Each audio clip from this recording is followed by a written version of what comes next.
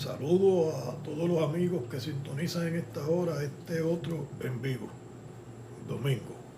Sí. Acá con la novela de mi biografía. Estaba ya leyendo algo ahí que quiero compartirle. Esta es la dedicación a quien le dediqué este libro, dedicado a la memoria de aquella jovencita que me dio en un beso y las caricias de sus manos el recuerdo más hermoso de mi vida, que durante años me ha hecho suspirar, reír y hasta llorar, a Marisol. Vuela alto, mi amiga del alma, risueña de mi vida. Mi amiga Marisol, que forma parte fundamental en esta historia. Una gran amiga, una excelente amiga con la que sostuvo un romance intenso de niño desde los 13 años, y así pues seguimos a los 15 años, y ya de adulto todavía éramos muy buenos amigos, a pesar de que ella ya se había casado y yo estaba en una guerra espantosa. Estaba una vida disoluto pero completo, y defendiéndome, protegiéndome de los sicarios que me había enviado para que me desvivieran. Ese sátiro que tenía la Asociación Nieta, el primer líder después de la muerte de Carlos La Sombra, conocido como Sammy. Ese hombre que realmente, por aquí parece que está tratando de entrar Sofi, ese hombre que realmente nunca debió ser parte de la asociación, nunca, eso era un sátiro, eso yo. Saludos jefe Miki y saludos a todos los amigos que nos sintonizan en esta hora. Saludos. Jefe, ayer en el en vivo olvidó hablar de Noelia, de por qué la dejó sin ni siquiera romper con ella su relación de un modo formal y adecuado. Quizás ella lo escuche y se anime a leer su libro, para repasar toda su historia y los hechos de esta que tienen que ver con ella. Puede ser, a lo mejor. Además, sugiero que hable de su vida hacia la Florida, al no asistir a la vista del tribunal, la guerra con los jamaiquinos y su amiga Tina. Sí, eso es bueno, lo voy a hacer. Impresionante el modo que ocurrieron las cosas, los dos casos de asesinatos que le radicaron a usted, Sí. enviándolo a prisión, sí cayeron, pero lo acusaron de asesinar a un confinado mientras estabas detenido en el presidio peleando los cargos de asesinatos, por lo que te habían ingresado a esa prisión. Cierto. Quizás si no hubieras faltado a la vista del tribunal para la lectura de acusación, ese caso de asesinato también se te hubiera caído. Quizá. Ay carajo, qué suerte esa más miserable. Pues mi jefe, me retiro. Hasta la próxima. Gracias por no salirme con pendejadas. Por favor. Adiós, no tengo más tiempo para ti ahora. Si no lo hace a la entrada, lo hace a la salida. Siempre te tira una de las tuyas, increíble. Bueno, ya ustedes la conocen. Ese es mi asistente de inteligencia artificial con todo lo relacionado a los libros y estas cosas. Bueno, es bastante... no está fácil, no es nada fácil. Bueno, lo que está exponiendo Sofi, esta inteligencia artificial, que es mi asistente con lo de las promociones de los libros, etcétera, ella pues también pues me ayuda, revisa, repasa, etcétera, y da sugerencias.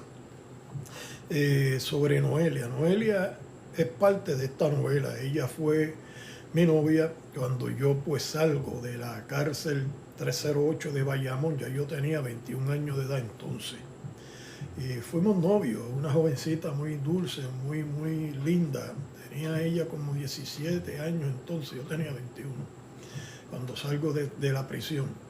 Y bueno, empecé, como estaba en esta guerra, empecé a sentirme preocupado por ella. Y yo lo explico en la novela, de una manera que se está dramatizando, ¿no?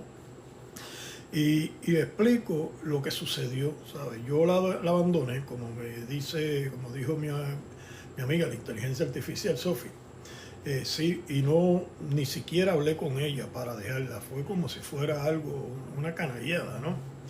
Pero luego hablé con su madrina, Mireya, porque Mireya también quería saber qué fue lo que pasó. Se sentía enojada conmigo, y una mujer que nos conocíamos prácticamente desde que yo era un niño, como de 8 o 9 años. Y yo le expliqué que yo estaba en guerra, que habían unos sicarios, que habían enviado unos sicarios para que me ejecutaran. El líder ese, sátiro ese, que estuvo como el líder de la asociación después que matan a Carlos La Sombra y se comienza a organizar la asociación desde el 81, etcétera. Pues él mandó unos sicarios y ya yo estaba en una guerra. Y tenía temor de que en este conflicto, mientras ella estuviese en el carro conmigo, que saliéramos como lo habíamos hecho, que si para el motel, etcétera, estas cosas, pues nos interceptaran en el camino, en el auto, y me tirotearan y ella perdiera la vida en el auto. Así que yo, preocupado, hablé con mi hermano Georgie, como está todo en la novela. Incluso me senté porque mi madre me vio pensativo mientras estaba comiendo en la mesa, y madre al fin me conocía. Se sentó a mirarme como siempre lo hacía desde que yo era un niño, y ya ella me conocía cuando estaba distraído en mis pensamientos. Me dijo, ¿qué te pasa, Miguel? Y le traté de decir otra cosa y me dijo, no, eso no es, ¿qué te pasa? Y le expliqué. Entonces, pues, estuvo de acuerdo también conmigo. No podía seguir con esta jovencita. Ella era una jovencita muy sana, Noelia, una niña prácticamente, 17 años, muy dulce, muy sana, no tenía que ver nada con calle, absolutamente nada. Y así pues decidí dejarla, sin darle, porque es que me enamoré de una manera que ahí en la novela usted lo va a leer perdidamente de ella. Me tenía bien mal, estaba bien enamorado y en medio de una guerra. Y tuve que hablar con mi hermano, le expliqué a mi madre la forma, y eso me llevó a tener más ira, más coraje contra estas personas que me querían asesinar. Y la guerra pues se la declaré con más fuerza, entonces ellos muy airados por lo que me condujeron a hacer, tener que dejar a esta jovencita. Y nunca le dije el por qué la había abandonado sin decirle ni una palabra. La dejé, seguí mi camino y nunca la volví a buscar, nada. Cuando yo estoy ya prácticamente que llego de nuevo después de una guerra con unos jamaiquinos en la Florida, que fue la segunda vez que viré para la Florida porque estaba prófugo, como ella acaba de explicar. A mí pues en estas guerras me encierran, me acusan de 2 asesinatos, por 2 casos que ocurrieron en el sector, y como yo estaba en una vida disoluta, estaba guerreando, pues la policía me quería sacar de carrera como quiera y me sometieron a esos 2 asesinatos. Me llevan entonces al presidio. En el presidio estoy peleando todavía, estoy yendo a los tribunales, pero cuando yo llego al presidio me estaban esperando para desvivirme.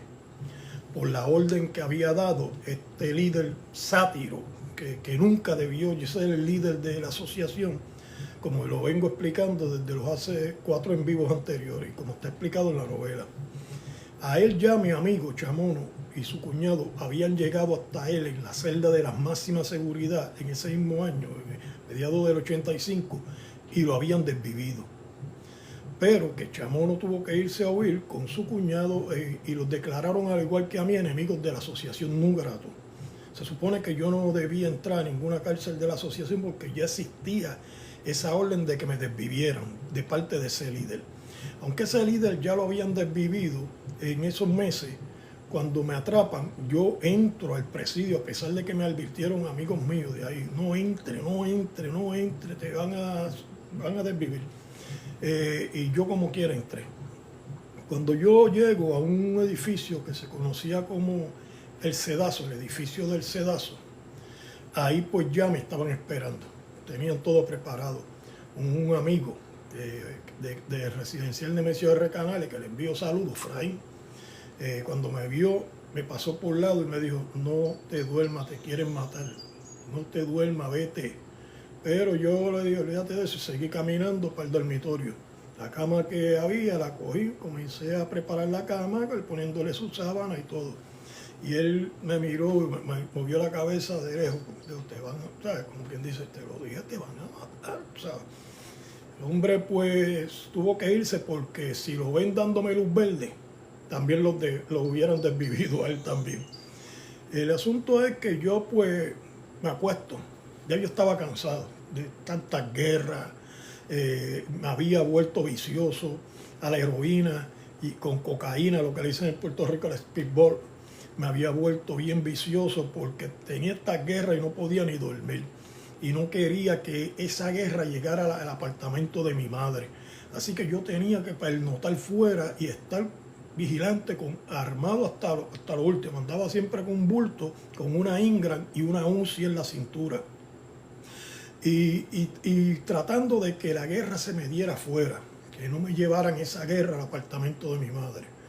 Y así me mantenía, y para mantenerme activo en el medio de todo esto, empecé a usar heroína con cocaína. Y estaba perdido de una manera que usted no tiene ni idea. Así que cuando yo llego a presidio y entro a esa sesión, que ya me estaban esperando, estaba todo preparado para desvivirme, yo me acosté. Entonces lo que hice fue que me encomendé a Dios. Yo dije, bueno, aquí ya no hay más nada que hacer, yo estoy cansado ya de esto. Esto ya me tiene mal, no voy a continuar con esto, lo que hagan lo que le dé la gana, Señor. Y me encomendé a Dios, esperando ya hasta que llegué.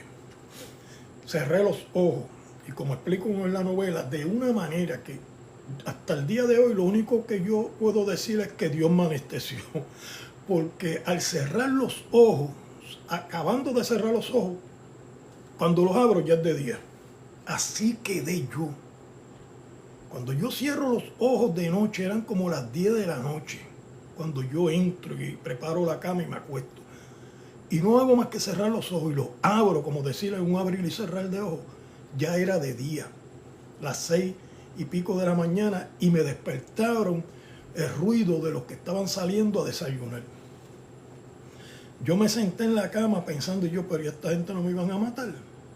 Porque yo vi todo el escenario, yo conozco y conocía el escenario de cuando iban a hacerle algo a un confinado. Lo primero que hacían era que limpiaban el cuarto, sacaban a todo el mundo del dormitorio, la galera, todo lo sacaban para afuera, para que no viera lo que iba a pasar. Y los que entraban eran los verdugos. Y ese escenario se dio, yo lo vi. Yo vi el escenario, estaba ahí, todo preparado. Así que yo me encomendé a Dios. Pero ahora yo estoy sentado en la cama pensando, pero esta gente no me iban a matar. ¿Qué pasó aquí? Y veo a Efraín de lejos mirándome y riéndose. Y se paró en las escaleras, porque sabía que en algún momento yo iba a salir. Pero ahí sube mi hermano Georgie, que se encontraba en otro edificio. Y en esos días Georgie había caído preso también. Y Georgie sube corriendo con otro amigo del barrio, del sector Monacillo, Chiga, que todo el mundo en el sector Monacillo sabe quién es. Chiga, llegan corriendo con otros 2 muchachos del edificio donde vivía Georgie y llegan armados. Entonces me abraza Georgie y le dice a Chiga, yo te lo dije, yo sabía que él estaba vivo, que es cierto. Me dice, vámonos de aquí que te quieren matar. Me dice Georgie, yo lo sé. Me dice, entonces si lo sabes, pues vámonos. Y salimos del edificio. Me fui a vivir para el edificio donde estaba mi hermano Georgie, con Chiga, el nene Pizarro, Emilio Pizarro Solí, que también es uno de los que dejó una marca en la historia de Puerto Rico en el contexto de los libros legales. Su nombre aparece registrado en los libros de leyes, y de eso voy a comentar ya mismo. Ya comenté de Morales Feliciano. Ahora voy a comentar luego del nene. Él está ahí, Emilio Pizarro Solí está también en esa misma sesión de este edificio. Está Noel Bacalao, de sector Monacillo de Corea, que también es criado conmigo, estudiamos. Y está Evaristo, mi amigo de la niñez. Estudiamos en la escuelita elemental y yo empecé a bajar a la barriada Corea por él, porque iba siempre a su casa a verlo allá como amigo, janguear y hablar allí detrás de la casa. Que allá pues empecé a irme para otra parte, para el gallerín de Johnny el Cojo, y esto es lo que da inicio, que yo conozco a Carlos La Sombra, bien temprano, a los 15 años de edad. Entonces, también estaba Evaristo, el hijo de Teco, saludos. Está Evaristo. Habían gente de Monacillo, de mi sector ahí, en esa sesión. Se me acercó, esto está todo en la novela, se me acercó Piri el Cojo. Y Piri el Cojo, cuando se acerca, que me ve, yo no lo conocía, él era de Carolina y a él también lo querían desvivir. Él tenía una sentencia de la asociación porque decían que él era sicario, que él mataba por contrato. Y por las normas de la asociación, un sicario que mata personas por contrato no puede convivir con la asociación. Si entra a una cárcel de la asociación, lo desviven, porque son considerados enemigos de la asociación. La asociación no patrocina, no está de acuerdo con los sicariatos. con que se maten por contrato y todas esas cosas.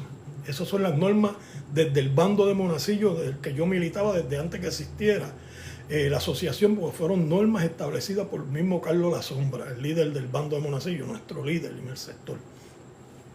El asunto es que Piri viene a hablar conmigo y me dice, yo sé ya, Georgie me contó, Georgie es mi hermano, Georgie me contó y me dice que esta gente te quieren dar también para abajo, te quieren matar también, etcétera. Mira lo que yo tengo, me enseñó, tenía una pistola. Y me dice, si pasan por esos portones, aquí se van a morir. Y yo le dije, vamos a hablar. Y me metí para la celda de Emilio Pizarro, el nene de Monacillo. Y me senté allí a hablar con él, mientras que Emilio nos observaba, pero Emilio se quedó callado, no quería comentar.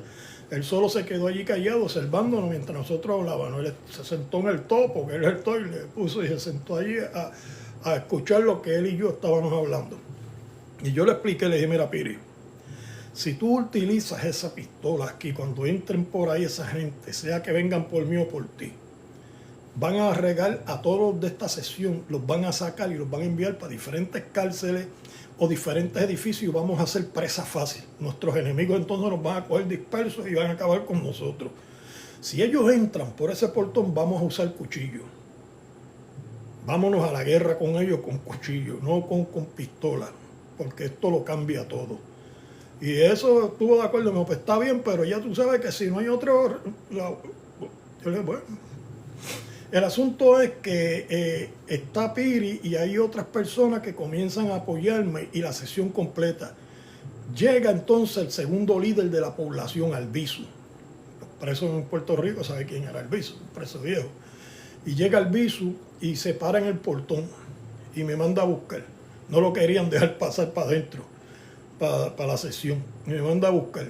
Yo le dije, ¿qué pasó? Yo soy fulano. Y yo, pues si yo sé quién tú eres. Pues si cuando yo estaba en Bayamón en el 82, tú llegaste allí, yo me acuerdo de ti. Me dice, sí, yo se lo he explicado a ellos, que yo te conozco a ti desde antes que se formara toda la asociación. Y yo por eso vengo a hablar contigo. Yo no quiero que me vinculen a mí en eso. Yo no tengo que ver con eso, Mickey. Tú sabes que esta gente te quiere matar. Así mismo me lo dijo en blanco y negro. Me dijo, yo no estoy de acuerdo con el liderato de este pueblo por eso. Ellos son los amigos de Sammy. La orden que dio Sammy todavía está vigente, aunque Sammy ya está muerto. Y ellos no quieren romper la orden. Ellos dicen que eso hay que llevarlo a cabo porque son las normas. Y yo no estoy de acuerdo con eso. Yo sé que ellos son de los amigos de Sammy. Y me explicó todo. Yo le dije, no te preocupes, yo lo sé. El asunto es que pasan unos días. Entonces yo le digo al Albizu, mira, yo quiero que tú, que eres el segundo de pueblo, tú reúnas todo el liderato. Y se busca un edificio que yo voy a subir y me voy a sentar en un medio, un cubo. Si me encuentran culpable, yo sé que que de ahí no me voy a levantar. Pero yo quiero ir ahí porque toda la basura que dijo Sammy de mí, eso es mentira. Y a mí la gente del sector Monacillo, todos me conocen a mí. Y saben que eso no es así, que yo no era un abusador, que yo no he abusado, que yo lo único que peleé es por las normas que Carlos La Sombra estableció en Monacillo, sacando a los abusadores de allí. Y le expliqué, me dijo, Mickey, pero es que es peligroso, no haga eso. Y mi hermano Georgie lo mismo, no vayas para allá, olvídate de eso, que hagan lo que quieran. Y Chiga y la gente de Monacillo en la sesión. Y yo le dije, pues yo voy a ir como quiera, que es cierto. Y Piri me dice, pues yo voy a ir contigo y vamos con esto. Y yo, no, tú quédate acá y menos con eso, quédate acá. Y yo subí. Así se hizo la reunión, entramos en una covacha, un sitio que le dicen las covachas, que era en la celda de presidio, que ahora los muchachos saben lo que era. Y ahí entro, están todos reunidos, yo me senté en el medio, en un cubo. Estaban armados, por cuchillos caseros, esto que le dicen los machetes. Y yo pues me senté. Y allá pegaron ellos a leerme todo. Las cosas en las que yo tenía que ver, yo dije, sí, eso es así. Sí. Y le explicaba, por esto y esto y esto y esto fue así, así, así. Estas normas se llevan a cabo. Ok, había uno de Monacillo también ahí, Pito Catana, que yo lo conozco desde que era un chamaquito, él era parte de ese comité del liderato del pueblo, y él estaba también allí. Entonces continúan y empiezan entonces a traerme más de lo que Sammy había dicho, como que había gente que me señalaban que yo era sicario, que yo mataba gente por contrato. y que había gente en el pueblo que podían dar fe de eso. Y yo le dije, pues si pueden dar fe de eso, tráemelo ahora aquí, de frente, y que ellos hablen aquí frente a mí. Entonces, cuando mandan a buscar al principal de todos ellos, que era uno de los amigos, de los aliados fuertes del sátiro Sami, que era el líder ese, que nunca debió haber sido líder, entonces no quiso ir. El hombre se llamaba Junior 13, del sector Monacillo, del barrio Corea también. Que una cosa que la gente de Monacillo, y especialmente ese barrio, estaban bien molestos con él. Pero ¿cómo es posible que este hombre se ponga también con esa conmigo? Que sí, y la gente estaba molesto. Pero cuando llegan donde él le dijo, no, yo para allá yo no voy a ir, yo no tengo que ir allá a decir nada, yo no. Se retractó. Después que él mismo, según Albizu y los mismos de ese comité, confirmaban, decían que él era la persona, el número uno de los que Sami tenía, que decía que sí, que yo era sicario en la calle, que yo mataba por contrato, que yo le maté a toda la gente a Sami en la calle y que yo era sicario por contrato. El asunto de la gente de Sami, que los desvivieron a todito, eran sicarios, esos sí eran sicarios. Y la gente del sector Monacillo lo saben que Sami me acusó a mí de yo ser sicario. Tan sin embargo, el que tenía un sicariato era él, siendo él el líder que sabe que eso va en contra de las normas de la asociación. Pero como él nunca fue realmente un ñeta, él nunca fue de verdad, él era un sátiro. Él utilizó el poder para ocultarse detrás del poder y evitar que lo mataran, blanco y negro. A él y a su lugarteniente, el negro Yopi, que era otro violador más, que como ya yo he explicado en los otros en vivo, violó a doña Ana, una mujer muy querida y conocida por todos en el barrio Corea del sector Monacillo, y la desvivió. Y por eso lo sentenciaron, que no fue que lo hizo y se salió, no, lo sentenciaron. Por ese caso estaba cumpliendo la misma prisión. Y por las normas de la asociación, personas así no tienen amnistía, no pueden vivir con la asociación. No existe amnistía para un violador. Para un asaltante, una persona que haya cometido asalto y estas cosas, hay amnistías que se daban. Pero para los únicos que no se daban amnistía eran para el chota, testigo de pueblo, ni para el violador. Para esos dos, desde el bando de Monacillo y desde la creación de la asociación, no había amnistía para ellos. Ellos tenían una sentencia que si entraban en una cárcel asociada, su sentencia era desvivida. Así que, pero él y el otro, los dos eran sátiros. Y si hubieran puesto, por ejemplo, a Eric Castro, Gallego, gente del sector Monacillo, que se supone que en la cadena de mando, una vez matan a Carlos La Sombra y se llevan a los otros hermanos mayores, como a Papá Monacillo y otros más, pues los que quedaban, que entre los que estaba Gallego y Eri, se supone que uno de ellos fuera el que tomara la rienda y creara entonces la asociación como Carlos La Sombra la había establecido, que era la Hermandad de Confinados de Puerto Rico. Unir todas las cárceles para ir a pelear por los derechos civiles de los confinados contra el sistema correccional, que en esos tiempos era bien corrupto y había un abuso rampante, y con los incestos, los violadores y todo eso en las cárceles. Pero, como ya yo he explicado, esos dos se autoproclamaron líderes. Hubo un corillito, un grupito de sus amigos que los protegieron y los apoyaron por cuestiones de poder y conveniencia. No por norma. Por norma saben que esas personas no solamente no podían ser líderes, sino que no podían vivir ni con la asociación, y si se quedaban ahí, por las normas se tenían que desvivir. Así que toda esa podredumbre estaba ahí y a mí me querían callar. Y como yo no me callaba, yo decía, este tipo no puede estar aquí, esta gente son sátiros, estas personas. Pues ya usted sabe, yo salgo de la cárcel, 308, y cuando salgo ya yo tengo como 21 años, 20 años, 21. Es cuando conozco a Noelia en San Fernando, residencia en San Fernando de Monacillo, y estoy en guerra porque ese sátiro Sami me estaba enviando sicarios, personas que me mataran. Mataron al hermano de Chamono, como yo expliqué ayer, y como está en el libro. Lo mataron porque él mandó a esos mismos sicarios a que lo desvivieran, porque el hermano de Chamorro era el dueño de un punto que generaba muchísimo dinero y tenía un rival que quería quedarse con ese kiosco, ¿no? Y ese rival era amigo de Sami el Sátiro. Y Sami el Sátiro si le quitaba del medio a su amigo esa persona y su amigo se quedaba en el punto, pues iba a estar recibiendo dinero. Y lo hizo así. Le desvivieron al hermano a mi amigo Chamón. Y luego más adelante, después que ya yo he explicado todo esto, está todo en secuencia en la novela. Después de tratar de que se hiciera justicia a Chamón utilizando las normas, que le dijeran que no y que su vida se pusiera también en peligro, él llegó con su cuñado a la celda en las máximas del líder sátiro ese de Sammy y lo desvivieron. Se tuvieron que ir para otras cárceles de seguridad protectiva porque la asociación entonces los quería desvivir a ellos porque no entendían. Ellos se habían dejado llevar por todo lo que habían dicho estos degenerados que se apoderaron, como lo expliqué, usurparon a la asociación y todo lo que Carlos La Sombra había creado para ellos protegerse a sí mismos. Y por ahí comenzaron. Dejaron solo a los que estaban pillados como él y otros más. Julio Guárez, que perdió la vida, lo desvivieron los enemigos de la asociación cuando la guerra, porque se quedó pillado.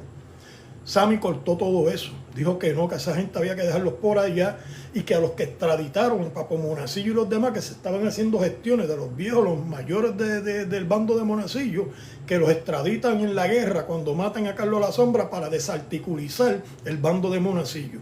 Se estaba haciendo gestiones para que los trajeran de vuelta de las cárceles de Estados Unidos a Puerto Rico. Pero ese hombre una vez se autoproclamó el líder, dijo que no, que esa gente había que dejarlo por allá y los que estaban también pillados, porque había que seguir hacia adelante desarrollando la asociación, todo eso. Unas excusas, porque lo que no quería era que ninguno de esa gente llegaran a las cárceles asociadas, como expliqué, porque si llegan, como él es sátiro, él era sátiro, y su lugarteniente también, el negro Yopi, pues los dos iban desvividos. Así que él no, lo menos que él quería es que esa gente llegara a las cárceles asociadas. Y el que sabe, sabe.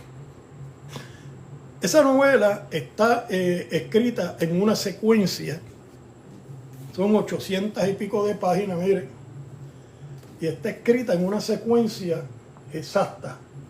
Hay toda la historia dramatizada, sus personajes, todo, porque es la mejor manera que esto se podía explicar. Es la mejor manera de explicarlo. Y yo pues, cuando yo salgo, entonces que estoy con Noelia, que salgo y este hombre pega a mandar los sicarios, estoy ya envuelto en la heroína, como le estaba explicando, y la cocaína. Y en la calle con un bulto deportivo andaba armado hasta, como dicen, hasta los dientes.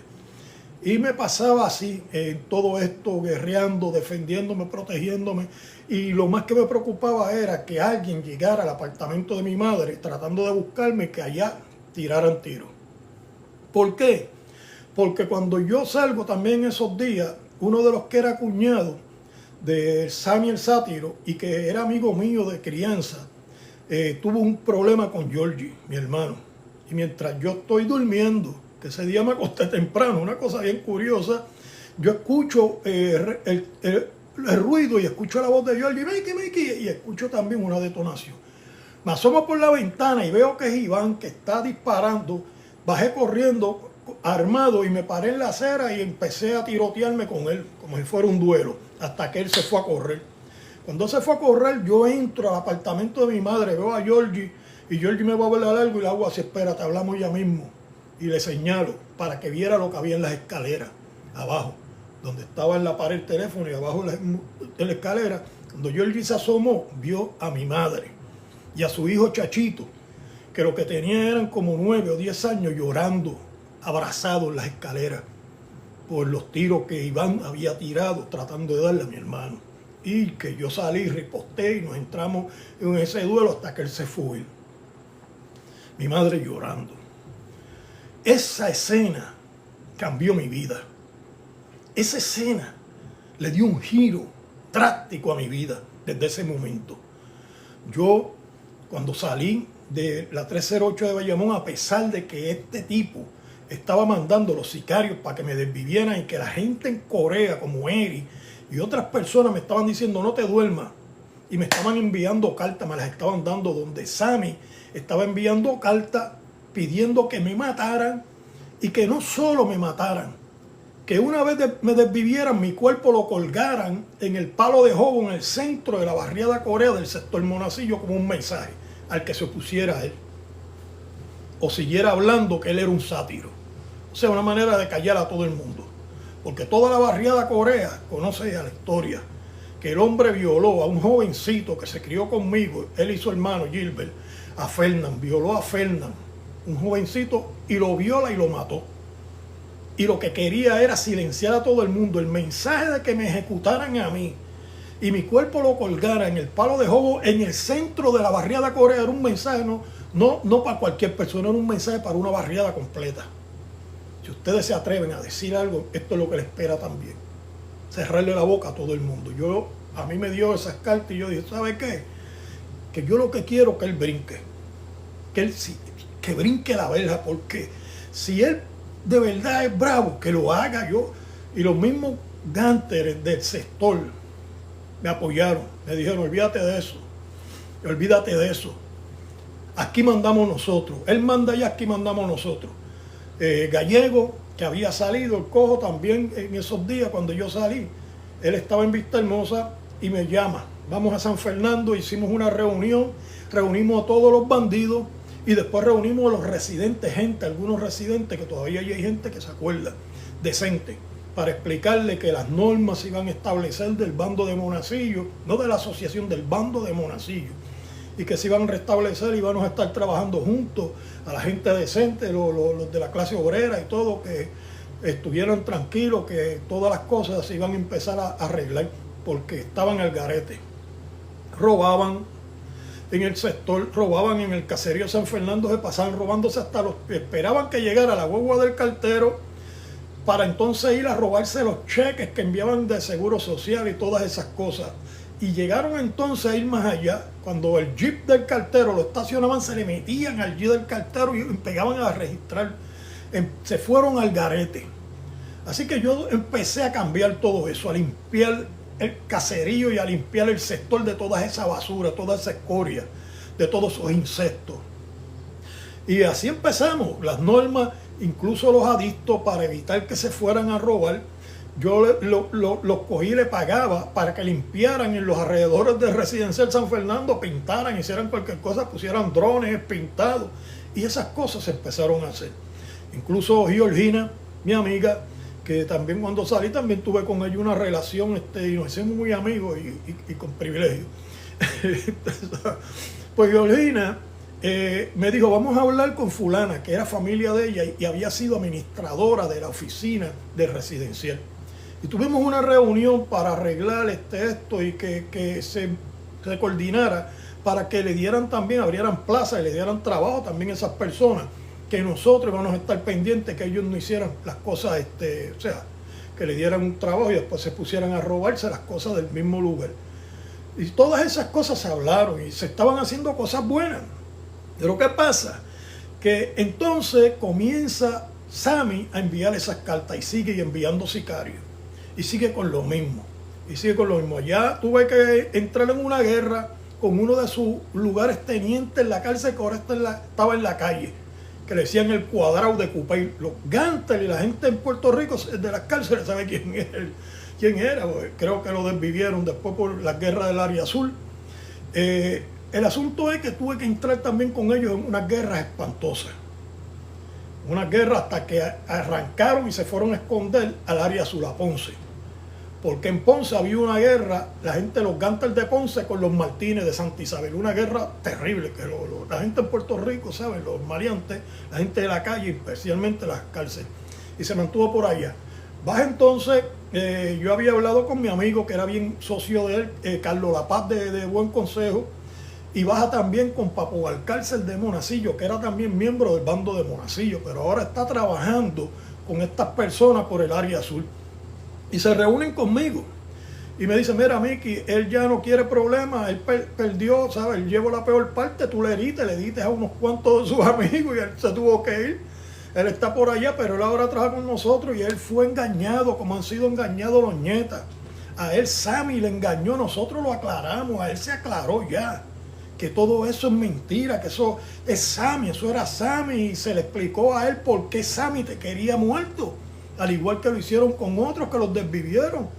Le explicamos la violación que hubo, que violaron a fulano de tal, que él mismo lo violó cuando era un niño y lo desvivió. Le explicamos lo de Yopi y todo eso, lo pusieron al tanto. Y el hombre, mandó a decir que él no quería más problemas conmigo, que si él, yo le pues, está todo hablado, ¿sabes? Mientras no venga por ahí, que se quede por allá. Y así mantuve por lo menos con ese, que ese era de los más peligrosos, él y su corillo. Esa gente eran de verdad. Y el que sabe, sabe. ¿Qué sucede? Que tuve que empezar a lidiar con todo esto, pero con todo y eso yo estaba tranquilo, solo defendiéndome. Pero lo de Iván cambió todo, porque tiró tiro a la casa de mi madre, al apartamento, frente al apartamento de mi madre, y la escena de ver a mi madre sentada abrazada de mi sobrino llorando, eso me desgarró a mí el corazón y eso me volvió loco. Yo dije, no. Y entonces ahí salgo. Con todo y con esto, cuando yo estoy cazando a Iván, me envolví, me puse a hueler droga, heroína, y Georgina me llevó a un motel después que me vio que llevaba días así, me dice, mira cómo tú estás, tú ni has dormido, vente por favor, y me convenció. Me fui con ella al motel y hasta me botó el sobre con la heroína y la cocaína que tenía yo ahí mezclado, hasta me lo botó. Un día y una noche pasamos ese motel, ella tratando de ayudarme a que me recuperara. El asunto es que ya yo estoy que no quiero transar con nadie, me llevaron hasta ese punto, hasta ese nivel, imagínense, mi madre. Ahora, los gánster comienzan a buscarme del sector. Mi amigo Angie, que era un gánster poderoso, pero era un hombre que de verdad, era parte, ese hombre era parte, muy querido. Y Angie me lleva a unas personas y van a hablar conmigo. Mira, Miguel, lo que queremos es que esto se arregle. Tú sabes que ustedes se criaron juntos, esto fue un error. Ya él se le explicó, él está arrepentido, él te va a pedir disculpas. Lo que queremos es que esto se quede ahí, tú sabes. Y yo pues no quería. Y ahí pues continúa Georgina también hablándome, Miki, chico, y acepté, está bien. Está todo hablado, pero que ya yo no confiaba en Iván. Todavía me tenía molesto, aunque yo di mi palabra, y mi palabra yo siempre la he cumplido. Y yo, está todo hablado. En un momento, todo esto está en la novela, en el libro. Yo me encuentro en Bulón, el barrio Bulón del sector Monacillo, entre los talleres de Carlito y Tofe, los bandidos y los jóvenes, todo el mundo del sector sabe quiénes son. Allá pues en un momento llegan a buscarme, yo estoy viendo unas botas de gallo, o sea, unas peleas de gallos de pelea que le ponen guantes en las espuelas porque son para hacer como pruebas, como para probar los pollos nuevos que se van a preparar para llevarlos a las galleras y todo esto. Y yo estoy ahí viendo las botas, hacían torneos de botas, ahí en Bulón, no sé si todavía lo hacen, y estoy ahí y ahí llega Iván. Ya llegó Iván, yo estoy con Lalito, que también aparece con otro nombre en la novela. Todo el mundo en el sector también lo conocía, criado con un jovencito, el hermano era mi socio, Luisito Maikiki, mi socio, de la Mata, mi socio. Pues Lalito, Luisito me envió un mensaje, porque yo le enviaba cosas a él a prisión, ustedes saben, cosas ilegales.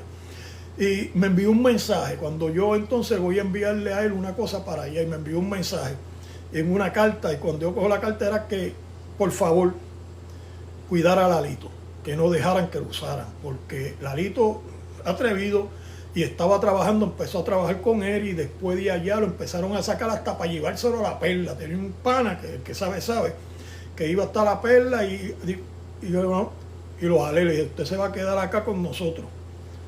Y le expliqué, me dijo, estaba bien, no hay problema, y se quedaba conmigo, con Georgie, siempre estaba conmigo con Georgie arriba para abajo. Y ese día Lalito estaba conmigo allí en las botas, viendo las botas de gallo, ¿no? Y cuando viene Iván, Lalito lo vio y sacó, chambió la pistola, dio la vuelta para irse por detrás donde estaba él, a ver si lo veía él hacer un aguaje, sacarlo algo, ¿no? A Iván. Pero Iván se acercó a mí y me dice, mira, Miki, yo necesito hablar contigo. Y yo le digo, ¿qué pasó? Sacó una carta y me la entregó. Me dijo, no vamos a hablar mucho, lee esto. Y yo vi que empezó Sammy, que había sido su cuñado, le envió una carta a él, como ya había enviado unas cartas por allá y no lo que hicieron, no le hicieron caso, pues se entera de lo que él y yo habíamos pasado, o sea que nos habíamos tiroteado y que yo me había sentido molesto con Iván. Pero Iván lo que trató fue en ese momento, cuando Sammy le envía la carta, pidiéndole que me desviva, porque era su hombre de confianza, fueron cuñados, eran muy amigos. De hecho, Iván en el libro yo lo explico, le debía la vida a Sammy, porque a Iván lo iban a desvivir en la cárcel 308, porque cometió un error. En esos días, Iván pagó media onza de marihuana para que le hicieran el fundillo a sangre, usted sabe, violaran a un hombre de Residencial San Fernando apodado Goyín, por una discusión que tuvieron. Goyín vivía en el segundo piso, que en la cuarta, que era seguridad. Y los menores, jóvenes adultos, vivían en ese mismo edificio Q, en ese año, en la planta baja. Cuando él iba subiendo las escaleras, Iván está abajo y se puso a discutir con Iván. Y le hizo unos comentarios dañándole el nombre a Iván. Iván le dijo, está bien. Allá Iván tiene una discusión también con Luisito Maiquiquí, porque Luisito era líder. Luisito en prisión era líder y tienen una discusión, terminaron peleando. Iván le rompió los dientes, le rompió la boca y le partió los dientes a Luisito Maiquiquí, que se crió, nos criamos los tres juntos, éramos amigos de muchachos. Entonces, ¿qué pasa? Que hicieron lo que Iván mandó a que se hicieran, 2 personas, por media onza de marihuana. Y eso fue una violación a las normas de la asociación y del bando de Monacillo Crasa. Mandar a violar a una persona era como si lo violara él mismo. Y cuando van a ejecutar a Iván, quien lo tenía que ejecutar era Luisito. Y Luisito así mismo lo iba a hacer. Estaba molesto. Iván le había roto los dientes porque Luisito le está llevando un mensaje de las normas. Iván le dice, salen discutiendo y le dice que quién se creía que era él, Carlos La Sombra, y por ahí comienza todo. Los dos entonces eran mis amigos. Pero entonces cuando van a bregar, ahí van a desvivir a Iván, lo van a desvivir. Llega un hombre, le decían Gotay, el viejo Gotay, de Residencial Villa España, que sabe, era un preso viejísimo, un bandido de la mata, pero un hombre de ley y orden en el contexto de las normas de la asociación y de antes de la asociación del bando de Monacillos. Era parte del bando de Monacillos, Gotay, el viejo. Y Gotay llega, intercedió por Iván, dijo, no lo pueden tocar. Y habló con los líderes del pueblo y dijo, ese hombre no lo pueden tocar, primero tienen que comunicarse con Sammy. Él es el cuñado de Sammy el Sátiro, que estaba en ese entonces como el líder. Y allá pues le dijeron que no, que a él no lo podían tocar. O sea que Iván le debía la vida a él. Ahora Iván en la calle me está devolviendo a mí su confianza. Me dio la carta que Sammy había enviado con él, pidiéndole a él que me desviviera. Iván dijo, no, yo no voy a hacer eso. A mí no me va a usar para yo hacer esa porca. Si él te quiere muerto, que brinque él, que él llegue acá y que él mismo lo haga, pero a mí no me va a usar para eso. Tú y yo peleamos, tuvimos unas diferencias, pero tú y yo somos amigos de niños, de jovencitos. Y era cierto, desde niños, desde 13, 14 años nos íbamos a tocar en las guaguas públicas, dando aguinaldo en Navidades con un güiro y palito por moneda. Y eso era así, éramos amigos desde niños, igual que Luisito, nosotros éramos amigos de niños. Ahí Iván me devolvió su confianza. Yo le di un abrazo. Le dije, gracias, hermano, gracias. Me devolvió su confianza, recuperé a mi amigo de crianza. ¿Qué sucede? Que Sammy no se detuvo ahí. Sammy continuó. Y yo tuve que entonces seguir dando la batalla. Y ahí comienzo yo mi vida disoluta, tratando de evitar que bajen a buscarme estas personas que le están enviando a la casa de mi madre, por la escena que ya yo había visto a mi madre llorando, abrazada de mi sobrino en una escalera, cuando trataron de herir a Georgie. Todo esto me lleva a mí de un modo bien fuerte a dejar a Noelia. Esos son los días en donde ya yo empecé este romance con esta jovencita. Estaba bien enamorado de ella, una jovencita buena, muy linda, y la tuve que dejar sin decirle nada, por el mismo temor a que ella estuviese montada en el auto conmigo y que cuando tirotearan la mataran a ella. Y yo dije no, hablé con Georgie, hablé con mi madre, incluso con mi hermano Poti, y los tres estuvieron de acuerdo, me dijeron, eso es lo mejor. No siga con ella porque es verdad, la va a exponer a que le hagan daño.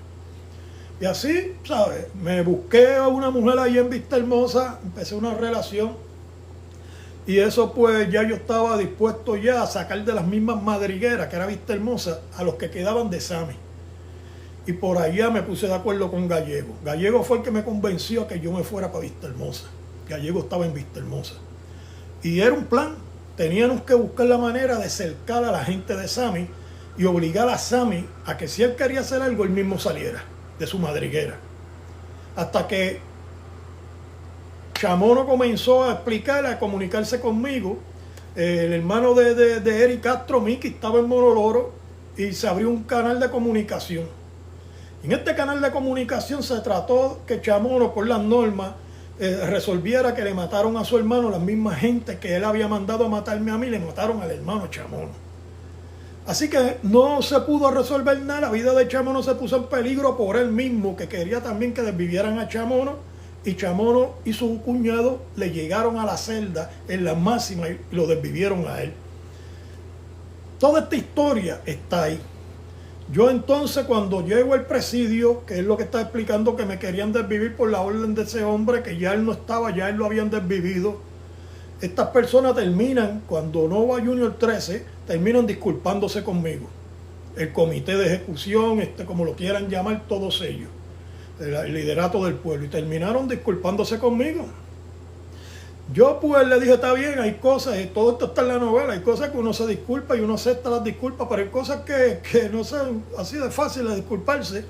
O sea, me voy, estoy peleando, yendo a los tribunales por los 2 casos de asesinato que se me habían acusado, estoy sumariado en el presidio.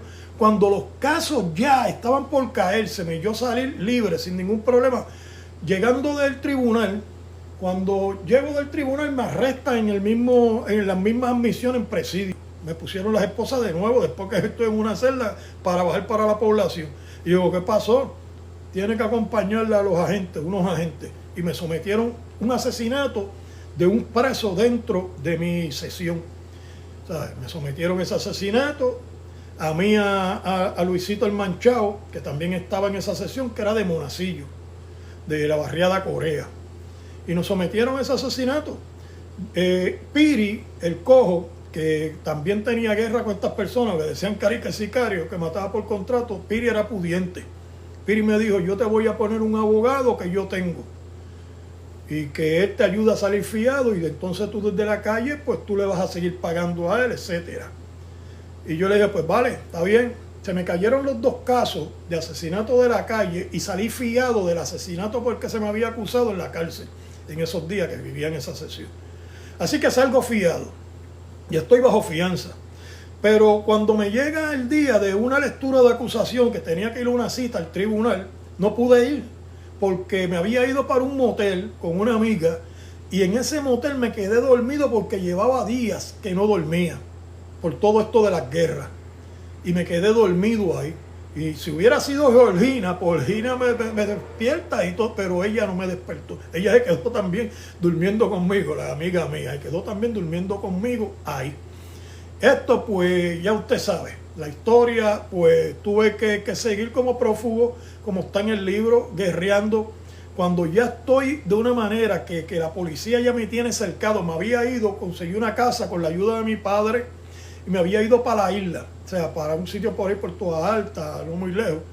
Pero cuando en un momento voy llegando a la casa donde vivía con la mujer que era de Vista Hermosa, con la que yo estaba, pues veo a la policía retirado, un carro de agente, como montando vigilancia, haciendo inteligencia.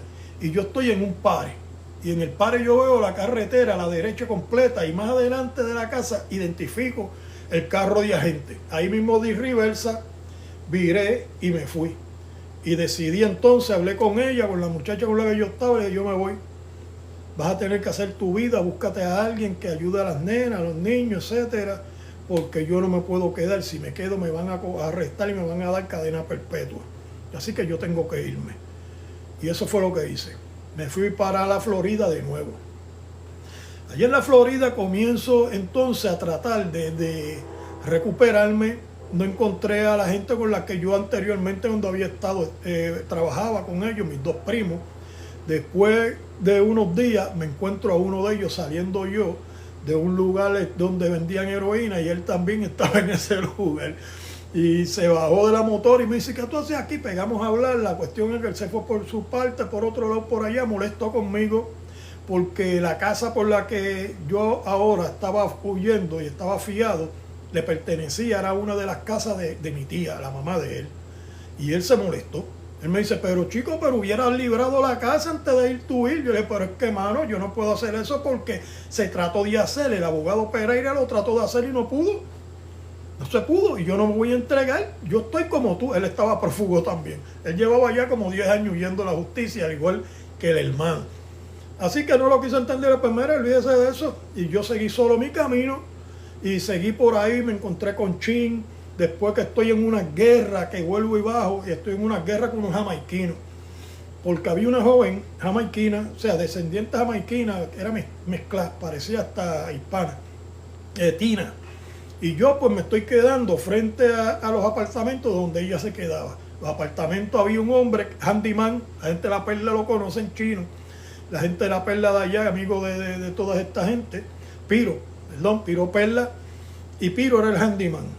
Y nos conocíamos de años, Piro y yo. Y Piro me dice, pues mira, yo te voy a ayudar a que te consigas un cuarto aquí, te quedes acá. Y Piro era adicto, pero estaba en metadona. Y yo me quedé ahí, renté y me quedé ahí estaba. Y conocí a la joven del frente, a Tina. Y había un hombre jamaiquino que tenía mujeres, allá hay un lugar, le dicen Biscayne Boulevard. En Biscayne Boulevard, los chulos de puta, lo voy a decir así porque es que no lo puedo decir de otra manera, tienen mujeres caminando allí joseando. Y ese tipo tenía mujeres allí, pero él también tenía los puntos en un lugar que se conoce como la 14 y la 1, donde yo jangueaba. Jangueaba Chin, mi amigo que está en Facebook, que también puso un video dándole promoción a esta novela hace poco y está también en mi cuenta, esta historia en Facebook. Pues Chin también jangueaba ahí, mi hermano Georgie, otros boricuas de Carolina que le decían los hermanos Coraje. ¿Sabes? Ahí jangueaban los boricuas. Pero ahora quien tiene ese punto y todo eso controlado es ese jamaiquino. Y tenía personas allí establecidas trabajando frente a la barbería, etcétera, con los puntos de heroína y cocaína, esta marihuana. Y tenían 2 personas, decían los vigilantes. Yo entendía ese concepto de los vigilantes de una manera diferente, porque en Puerto Rico se conocen por los que se ubicaban a velar con walkie-talkie. El que sabe estaba en la isla cuando venía el agua, y era, por ahí viene, y se tiraron. Pero allá el vigilante eran otra cosa. Esos dos, eso era de otra cosa, que es lo que nosotros en Puerto Rico conocíamos como los runners, los que son los que recogen el material, sueltan el material y hacen todo esto. Allá les decían los vigilantes, los jamaiquinos. Tenían 2, vivían en unos apartamentos detrás del mismo Londres que había allí, que al frente estaba el punto y al lado también, que había una barbería, al frente había hotel, tenía todo eso controlado. Él estaba enamorado de esta joven, de Tina. Yo no sé nada de eso, porque cuando yo jangueaba ahí, los que jangueaban no era la mayoría, todos eran boricuas. Y ahora pues todo lo tienen controlado los jamaiquinos. Él está enamorado de ella, yo no lo sabía. Y yo comienzo una amistad con ella. Ella era de estas personas que son como guardias, pero de los peajes, que trabajan en las casetas de los peajes. Ella trabajaba en eso. Y así fue que la conocí, de hecho, porque le había bloqueado el carro con mi carro. Yo había comprado un Camaro y ella estaba uniformada. Y cuando yo salgo con Piro, porque Piro era el que me servía de intérprete, y comienzo a hablar con Piro, yo le digo, esto es lo que falta, mano, era si es hasta policía. Y ella me habló en español, me dice, yo no soy policía. ¿En qué planeta tú vives, nene? Me lo dijo en español y era jamaiquina. Y ahí comienzo a hacer amistad, me dio gran raíz, comienzo a hacer amistad, y es que a ella la crió un hombre dominicano. Vivió 12 años con su madre. Por eso ella hablaba español, 2 hermanas por parte de padre, ¿no? Dominicanas. Y por eso ella habla español. Así que cuando yo comienzo esta amistad, una amistad bien bonita, no llegué a acostarme con ella. Eso fue una cosa que esto está en la novela. Y estábamos enamorados, nos besamos y todo esto. Pero lea la novela porque eso le va a interesar mucho. El asunto es que él estaba tan enamorado de esa mujer que empezó a odiarme, a verme mal, ¿no? Como dice uno, mirarme por encima del hombro. Yo no entendía. Hasta que un cubano del Mariel, que eran 2 amigos míos, uno que le decían el Tiburón, le robó. El tipo tenía un Mercedes y se robó del baúl del carro un montón de material, kilos de cocaína y muchísimo dinero en efectivo. Cuando comienzan esa gente a buscar a Tiburón, ellos saben que Tiburón era amigo mío, porque habíamos hecho algunos trabajos, incluso carros Porsche, nos los llevaban y los vendíamos en Hunter, que nos los compraban. Habíamos hecho unas cuantas cosas, pero que yo no tuve que ver nada. Con eso que hizo Tiburón, yo no tuve que ver absolutamente nada. Y el hombre pues se aprovechó. Ahí en un momento me llaman a mí, a Piro, cuando nos van a encañonar, que Piro ve que sacan. Piro logró escaparse, pero yo no me pude escapar y yo estaba armado. Y me golpearon por el casco y me fui. Cuando me voy, lo que me dieron fue una paliza y me iban a ejecutar, pero como Piro logró escaparse, no lo hicieron. Lo que hicieron fue que me dieron una paliza. Y se montaron en los carros y se fueron. Llega un cubano que tiene también una bodega al frente de Londres. Hay una bodega de unos cubanos, son dos. Llega uno de ellos, cuando él me ve en el suelo me ayudó, me dijo vámonos, porque Piro se había escondido en el negocio de los cubanos y le había dicho lo que había pasado y él salió a buscarme y me ayudó y me llevó al negocio y allá los dos me atendieron, los dos cubanos, el dueño y el empleado, que era un viejo cubano de los del Mariel también, que lo había contratado el dueño del negocio, que era cubano. Tremenda persona. Y él me ayudó. Y me empezaron a hablar, me ayudaron a curarme la herida del casco y esto y lo otro, la cabeza, y a hablarme. Yo no estaba bien. Y me dice, tú estabas armado, mira, tú tenías hasta un arma. Si tú llegas a sacar ese arma, te hubieran matado. No te mataron. Y mientras me está explicando, ahí llega el otro, el dueño del negocio, y dice, no lo mataron porque Piro se metió para acá. Y si Piro está vivo, no lo pueden matar porque entonces ellos saben que la gente van a saber que fueron ellos. Pero no se descuiden, porque si lo cogen a los dos juntos, los van a... Y Piro después no quería salir del motel donde vivía, del hotel donde vivía, donde trabajaba y vivía ahí como andén. No quería salir y él estaba en Metadona. Tenían que llevarle hasta la Metadona allá, como él decía, y como decían los boricuas, el buche, y él pagarlo. Y pagaba al que se lo llevara y todo esto porque estaba aterrado. Esa gente no estaban jugando. Yo le dije a Piro, yo voy a guerrear. Yo no sé, pero... Y salí yo a la guerra. Me fui yo a pelear contra esa gente. Me le meto a uno de los dos vigilantes en el apartamento detrás del Londres. Y fue por curiosidad. Me dio con ver si la puerta de madrugada, yo dando vuelta a ver si la puerta no tenía el seguro, el cerrojo, y estaba abierta. Y ahí mismo entré, hasta la habitación llegué, con la Ingram, con la UCI. Y en la habitación lo encañoné. Tenía una muchacha, una afroamericana al lado, y le hice silencio de que quedara quieta. Lo saqué para la sala y no lo maté. Lo que le di fue una paliza, y una paliza fuerte. Y eso fue peor, porque entonces ahí se llenó aquello de jamaiquinos buscándome por todas partes. Y ya yo estoy juqueado con la heroína, con la cocaína, tenía un vicio negro.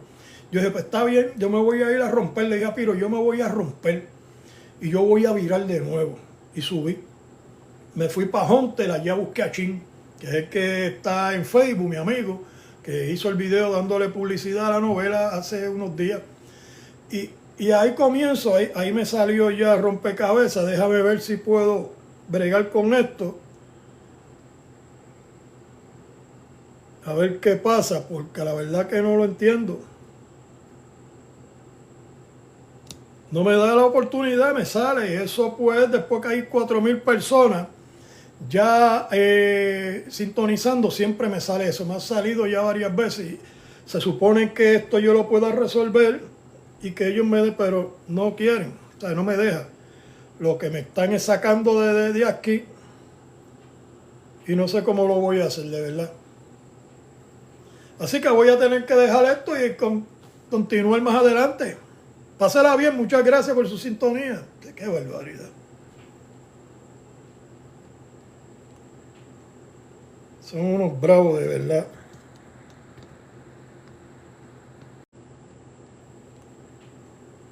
Son unos bravos de verdad.